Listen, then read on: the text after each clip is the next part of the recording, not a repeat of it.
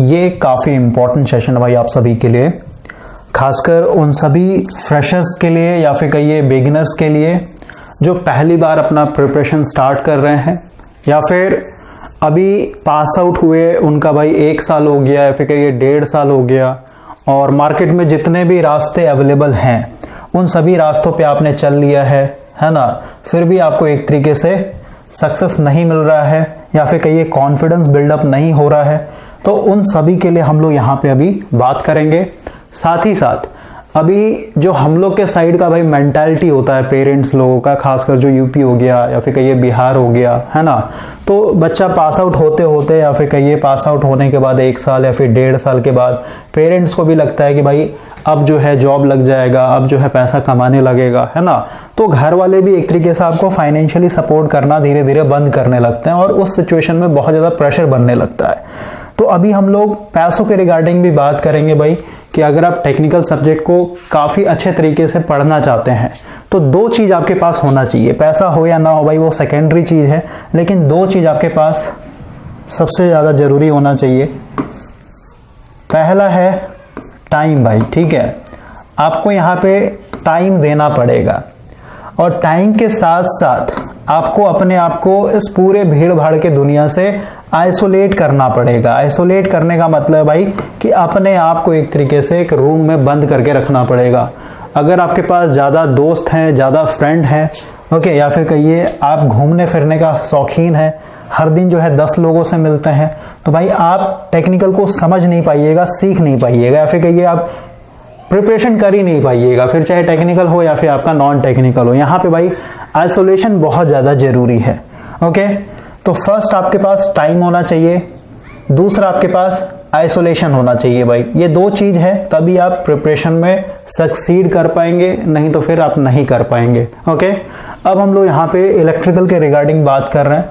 Electrical में भाई, और सबसे पहले यहाँ पे अगर मैं जूनियर इंजीनियर की बात करूँ, जेई लेवल की अगर हम लोग बात करें भाई, तो जेई लेवल में आप किसी भी एग्ज़ाम में बैठेंगे, ठीक है, किसी भी एग्ज़ाम में अगर आप बैठते हैं तो सबसे ज़्यादा जो वेटेज है ये रहेगा आपका 5 सब्जेक्ट का, जो कि इलेक्ट्रिकल का कोर पेपर बनता है। सबसे पहला है आपका बेसिक इलेक्ट्रिकल, और बेसिक इलेक्ट्रिकल भाई अगर आपने इसको हल्के में ले लिया तो आपका एग्जाम निकलेगा नहीं, सीधी बात। बेसिक इलेक्ट्रिकल में किसी भी स्टैंडर्ड बुक से पढ़ेंगे, टोटल 16 चैप्टर पढ़ना होता है इसमें, प्लस इसके अंदर इसका जो दूसरा पार्ट है आपका एमसीक्यूज।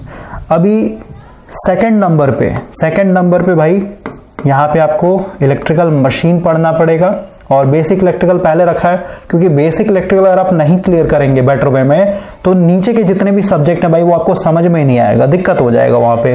ओके, क्योंकि पूरा का पूरा यहाँ पे चेन सिस्टम बनेगा, फंडामेंटल चीज जो है इसी में सीखना होता है बेसिक इलेक्ट्रिकल में। तो पहला हो गया बेसिक इलेक्ट्रिकल, फिर हो गया मशीन, और मशीन को समझने के बाद ही आपको पावर सिस्टम समझ में आएगा बेटर वे में, क्योंकि पावर सिस्टम में भाई हम लोग को स्टेबिलिटी से पढ़ना होता है, और पावर सिस्टम में हम लोग बार बार जनरेशन वर्ड का यूज करेंगे जहां पे आपका सिंक्रोनस मशीन लगा होता है। ओके, तो सिंक्रोनस मशीन से ही रिलेटेड आपका पावर सिस्टम में बार बार कॉन्सेप्ट यूज होगा।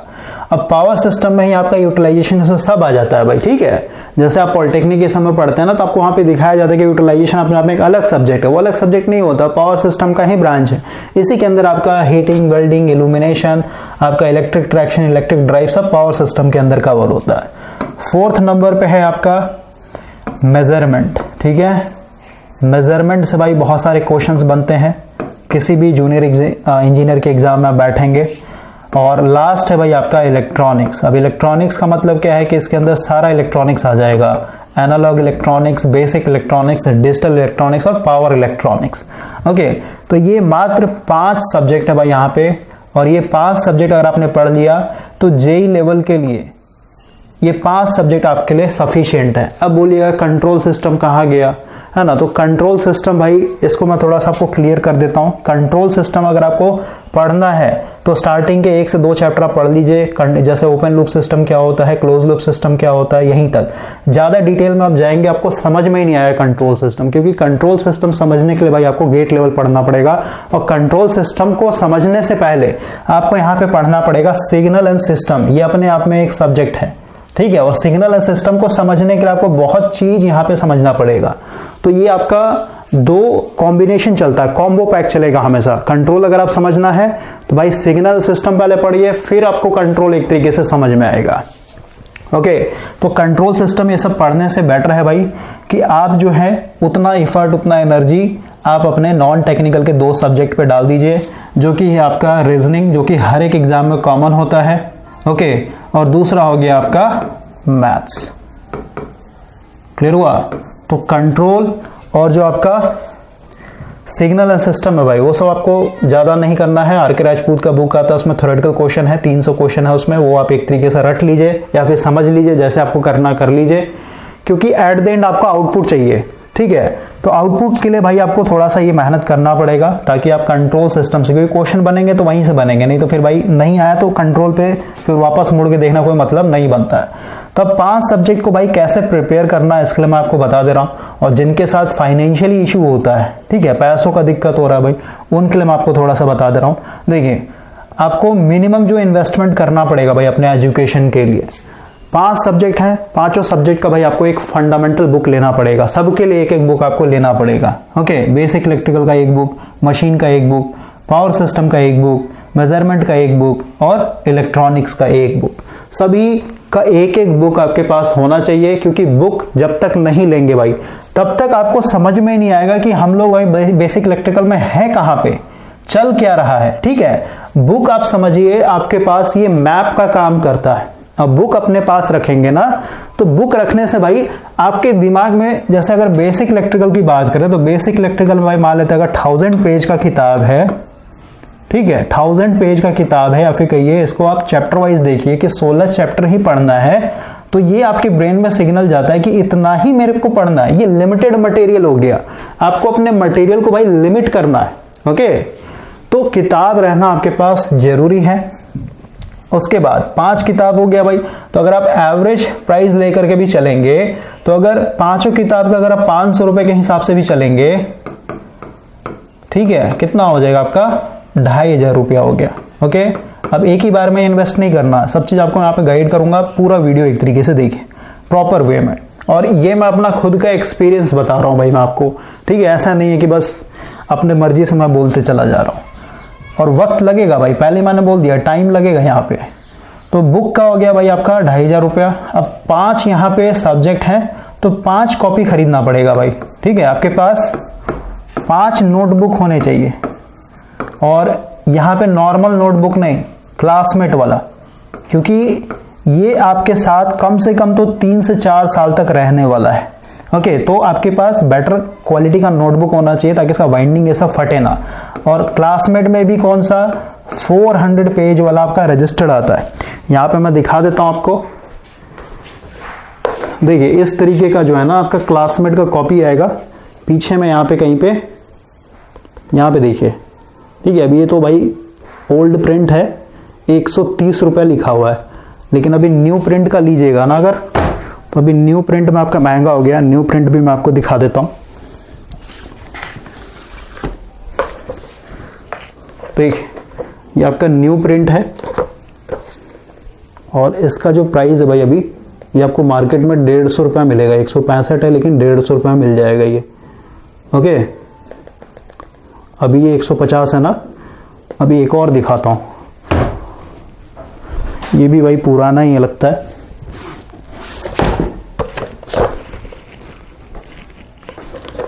ये देखिए ये भी आपका क्लासमेट का ही है कॉपी, लेकिन अभी इसका जो आप एमआरपी देखेंगे ना ये 160 हो गया, और इससे भी लेटेस्ट अगर आप लेंगे तो 165 या 170 हो गया इसका। ठीक है भाई, तो मार्केट में आपको ये 150 रुपये तक मिल जाएगा। 400 पेज वाला लेना है आपको। और यहाँ पे जब आप नोट्स बनाएंगे तो राइटिंग का यहाँ पे चिंता नहीं करना भाई, ठीक है। राइटिंग का आपको चिंता नहीं करना है, जैसे राइटिंग बन रहा है वैसे आपको लिखते चले जाना है। ओके, इस तरीके से आपको लिखते चले जाना है। राइटिंग का आपको यहाँ पे टेंशन नहीं लेना है, बस आपका आप जो भी लिख रहे हैं वो आपको क्लियर होना चाहिए कि मैंने लिखा क्या है। तो भाई 5 सब्जेक्ट है, 5 कॉपी होने चाहिए 150 रुपये के हिसाब से। ओके, आप जोड़ लीजिएगा जो भी आपका यहाँ पे लगेगा। अब समझिए, बुक हो गया, 5 कॉपी हो गए, बस ये आपके पास एक लिमिटेड मटेरियल हो गया। 5 किताब है, 5 कॉपी है। ओके, जो भी आपको नया चीज लगेगा वो अपने नोटबुक में लिखना है। अब भाई क्योंकि आप फ्रेशर हैं तो फ्रेशर को भाई यहाँ पे क्योंकि आप सेल्फ स्टडी कर नहीं पाइए, क्योंकि किताब को भी समझने के लिए भाई आपको कुछ ना कुछ बेसिक इन्फॉर्मेशन चाहिए होता है। जब तक आप बेसिक इन्फॉर्मेशन गेन नहीं करेंगे तो किताब का लैंग्वेज आपको समझ में ही नहीं आएगा। फिर कहिए किताब पढ़ा कैसे जाता है, क्योंकि क्या होता है ना कि भाई किताब में आपके पास जो डाटा लिखा हुआ रहेगा ना वो आपकी आंखों के सामने रहेगा लिखा हुआ, लेकिन आपको पता ही नहीं चलेगा, आपको निकालना आएगा ही नहीं, निचोड़ निकालना आएगा ही नहीं कि इस चैप्टर से मैं क्या क्या एक तरीके से एज अ कॉन्सेप्ट के रूप में अपने नोटबुक में लिख सकता हूं। क्लियर हो गया? तो अगर आप बिल्कुल फ्रेशर हैं तो भाई आपको यहाँ पे एक टीचर का रिक्वायरमेंट होगा। अब जो भी आपके पसंद का टीचर होगा, है ना, आपके हिसाब से जो भी आपको बेस्ट टीचर लगता है या फिर आपको लगता है कि ये टीचर मेरे को जो भी पढ़ाते हैं मेरे को समझ में आता है, तो भाई उनका हाथ आपको पकड़ना पड़ेगा। ठीक है? और किसी भी टीचर का अगर आप हाथ पकड़ रहे हैं तो सबसे पहले आपको भरोसा करना आना चाहिए कि भाई मैं इस टीचर के साथ अगर जोड़ रहा हूं या फिर कहिए इनका अगर मैं लेक्चर देख रहा हूं या फिर ले रहा हूं तो ट्रस्ट बनना चाहिए भाई आप पे। ठीक है? ट्रस्ट बहुत ज़्यादा जरूरी है। अब यहाँ पे अब जो भी भाई यहाँ पे हर एक सब्जेक्ट के हिसाब से आपको हमेशा पैरेलल में एक सब्जेक्ट लेके चलना है स्टार्टिंग में, क्योंकि आप भाई फ्रेशर हैं। ओके, तो यहाँ पे थोड़ा सा मैं आपको बता देता हूँ फ्रेशर का जो मेंटालिटी होता है। आप पॉलिटेक्निक में आपने जितना भी पढ़ा है भाई, अभी तक जितना भी पढ़ा है उसका आप मान के चलिए भाई, क्योंकि पॉलिटेक्निक में क्या होता है ना, खासकर हम लोग के एरिया में यूपी बिहार में भाई आपका 6 महीने का तो सेमेस्टर होता है, वो नाम का होता है। क्लासेस चलते हैं सिर्फ और सिर्फ 2 महीना या फिर कहिए 2.5 महीना, उससे ज़्यादा चलता नहीं, क्योंकि बच्चे लोग खुद इरिटेट हो जाते हैं, उनका मतलब मेंटली स्ट्रांग होते नहीं कि वो क्लास को एक तरीके से खींच पाए, फिर टीचर भी इतना इंटरेस्टेड नहीं होता है कि आपको हर एक चीज़ को डिटेल में बता सके। ओके, तो आपने जो भी अभी तक पॉलिटेक्निक में सीखा है भाई, उसका जो भी आपने मेहनत किया है उसका समझिए भाई उतना मेहनत आपके यहाँ पे 1 से 2 सब्जेक्ट में ही लगने वाला है। समझ में? कहने का मतलब यह है कि अभी तक जितना भी आपने सिलेबस कवर किया है 3 साल के अंदर में अपने पॉलिटेक्निक में, वो सिलेबस भाई समझिए सिर्फ और सिर्फ यहाँ पे कंपटीशन के अंदर 1 सब्जेक्ट के बराबर होता है, फिर कहिए 2 सब्जेक्ट के बराबर होता है। समझ में? अब थोड़ा सा आपको बुरा लगेगा या फिर आपके अंदर डर पैदा हो जाएगा भाई, लेकिन मैं आपको डरा नहीं रहा हूँ, ये रियलिटी है।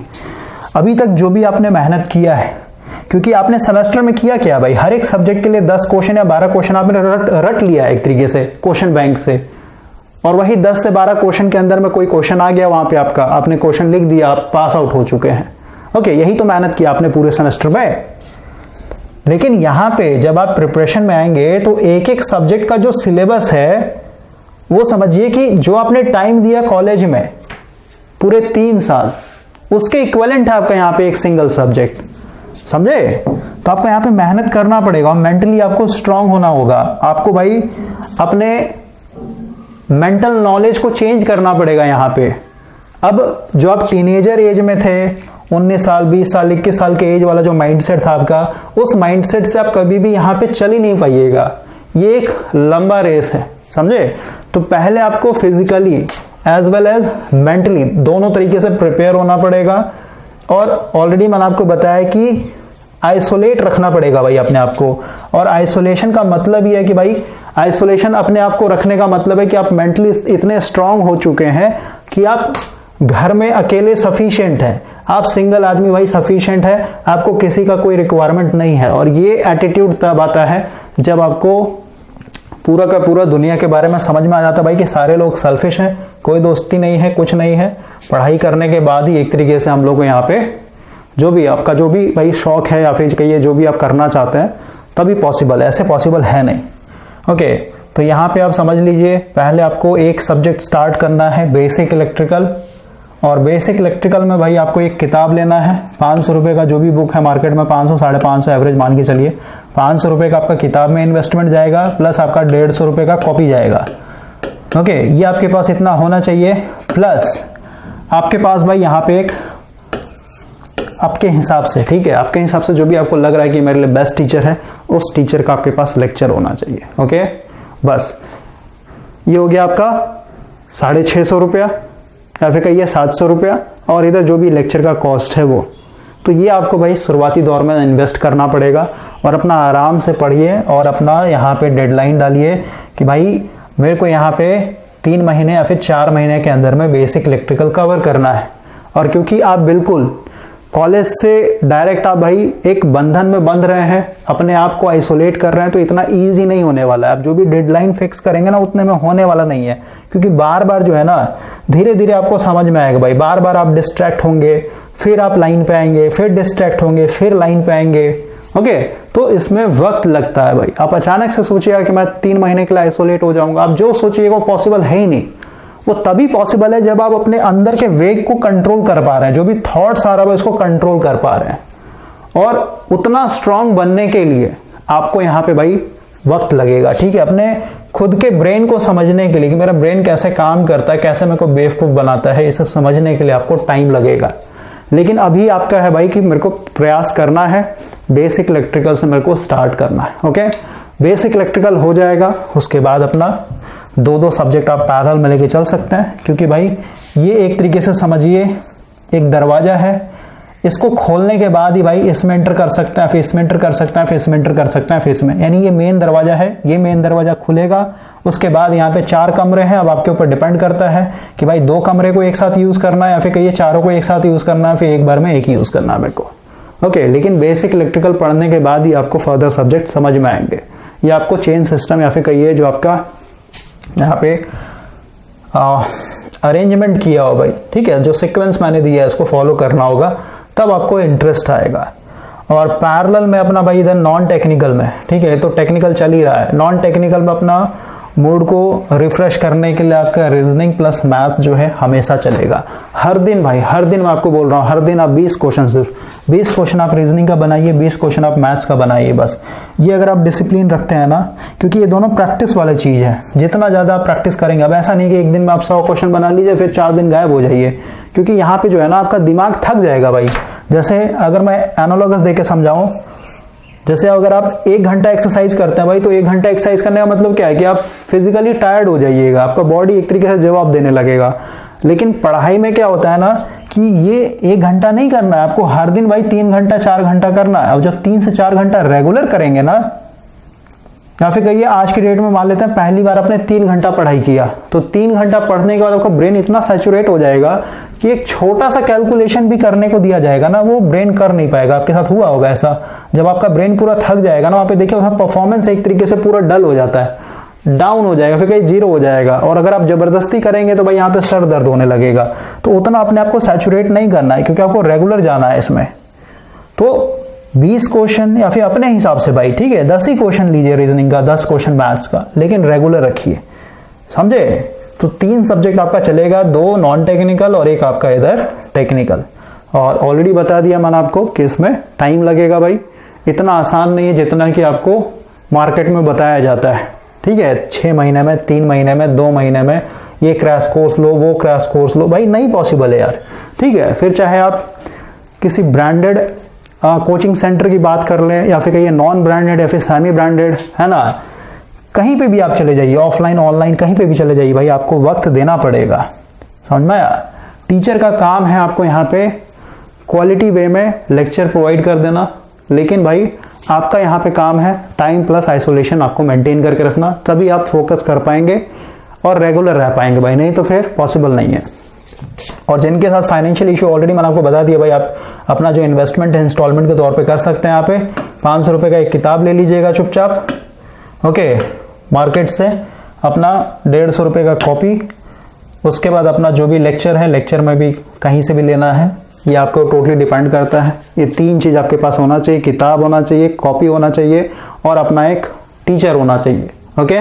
और कलम उठाना पड़ेगा भाई आपको। आप सोचिएगा बस लेक्चर देख के मैं सो करके ऐसे देखते चला जाऊं, कुछ भी आपका दिमाग में रहने वाला नहीं है, ठीक है। अपने आप से ईमानदार रहना है। पढ़ाई का मतलब यहाँ पे मेहनत है भाई, ठीक है। आपको लिखना पड़ेगा, नोट्स बनाने पड़ेंगे, ठीक है। जितना ज्यादा लिखिएगा उतना ज्यादा आपके लिए एक तरीके से बेनिफिशियल होने वाला है और वो डाटा आपके दिमाग में उतना ही लंबे समय तक रहने वाला है। क्लियर हो गया। तो आपको बिलीव नहीं होता, ऑलरेडी मैंने आपको अपना नोट्स दिखा दिया भाई, ठीक है। मैं खुद यहाँ पे इतना सारा लिखता हूँ, लिखना आपको पड़ेगा, बिना लिखे आपके पास ये रहने वाला ही नहीं है, ओके। साथ ही साथ आपको ये भी दिमाग में रखना है कि जब मैं पढ़ रहा हूँ, अभी तैयारी कर रहा हूँ, तो मेरे को फालतू का फॉर्म ये सब नहीं भरना है जो आपके दोस्त लोग भरेंगे या फिर कहिए जो भीड़ लोग भर रहे हैं। भीड़ के हिसाब से नहीं जाना है आपको। ओके, आपको खुद में एक तरीके से ईमानदार रहना, आपको सीधे सीधे देखना है कि भाई मेरा नहीं हुआ है तैयारी तो मैं क्यों फॉर्म भरूं, क्यों पैसा वेस्ट करूं। ओके, भले ही वैकेंसी आया ना है, लोग आपको डराएंगे कि 4 साल के बाद वैकेंसी आया है, ये 3 साल के बाद आया है, अब नहीं आएगा वैकेंसी, बहुत लंबे समय के बाद आएगा। भाई वैकेंसी आ गया नहीं आया वो आपसे लेना देना। अभी तो आपका पहला रिस्पॉन्सिबिलिटी है कि यहाँ पे जो भी सब्जेक्ट मेरे को सीखना है वो सीख लेने दो, पहले पढ़ना है मेरे को, क्योंकि फॉर्म भरने के बाद भी ऐसे भी नहीं होगा आपका, क्योंकि आपने पढ़ा नहीं है, और नहीं भरिएगा वैसे भी आपका नहीं होगा। ठीक है, और अगर आपको ज़्यादा एक तरीके से जल्दीबाजी है तो आप पुराने क्वेश्चन पेपर को ले लीजिए, उसको सॉल्व करके देखिए आपसे बनता है या नहीं बनता है। क्लियर हो गया। और सीधी सी बात है यार, अगर आप नहीं पढ़ेंगे नहीं बनेगा, ये सेमेस्टर नहीं है आपका, समझे, कि थोड़ा थोड़ा सब में पढ़ लिया, किसी का भी क्रैश कोर्स ले लिया, ऊपर ऊपर देख लिया, हो जाएगा, पॉसिबल नहीं है भाई, समझे। और अगर इस तरीके से हो जाता भाई तो ज़्यादातर लोग जो है ना 4 साल 5 साल ये सब में वेस्ट नहीं करते हैं। ठीक है, तो इस तरीके से आप फॉलो कीजिए और बिल्कुल रिलैक्स वे में पढ़ना है भाई, स्ट्रेस लेके पढ़िएगा आप ज़्यादा लंबा नहीं चल पाइएगा। ओके, तो पैसों का अगर इशू है तो भाई इस तरीके से करिए। अब सीधी सी बात है यार, अगर आप अपने एजुकेशन के लिए 2000 रुपये भी इन्वेस्ट नहीं कर सकते हैं, क्योंकि इसमें मोटा मोटी देख लीजिए 700 रुपये इधर चला गया, अपना 1000 रुपये 1500 2000 रुपये का लेक्चर मान के चलिए, ठीक है, तो इतना तो आपको इन्वेस्ट करना पड़ेगा कम से कम।